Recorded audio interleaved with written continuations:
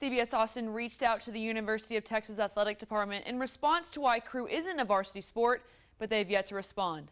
In studio, Campbell Choate, CBS Austin News. Right now, I'm standing between Georgian and Pecan Drive, where a victim was shot at 6:15 this morning.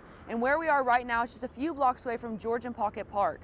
Now, APD Watch Command says that the victim has non-life-threatening injuries, but there is currently no suspect in custody. CBS Austin reached out to the NCAA, and they said it's up to the school to make crew a varsity sport, saying, quote, that isn't an NCAA national office decision. Maintaining boat fleets and paying coaches' salaries haven't been Texas crew's only financial hardships. Prior to 2012, the team used to practice out of a boathouse donated by an alumni until it was suddenly sold. The team also has no place to practice on campus, and this is instead the facility they work out in.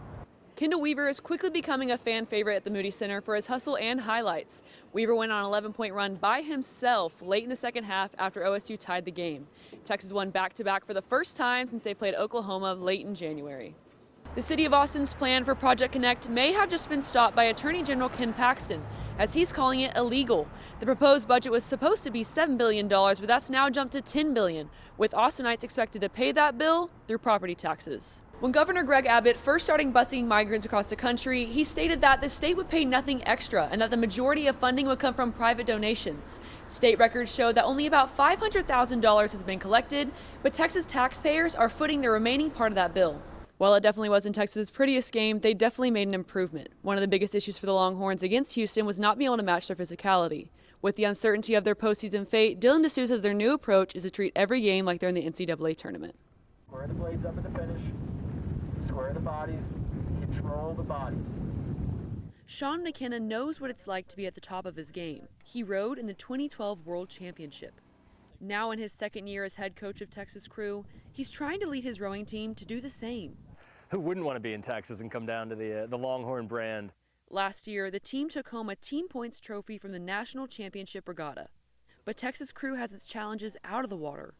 The university doesn't pay McKenna's salary. But it all comes from fundraising. It comes from alumni. It comes from, sitting there dialing for dollars. Because Texas crew is not an NCAA recognized program. The team receives little funding from the university, leaving rowers to fundraise money themselves. We're dealing with some older equipment. We're not able to have the state-of-the-art stuff just because of how difficult it is to fundraise. Fundraising efforts include an almost 800-mile row across Texas and a rent-a-rower program.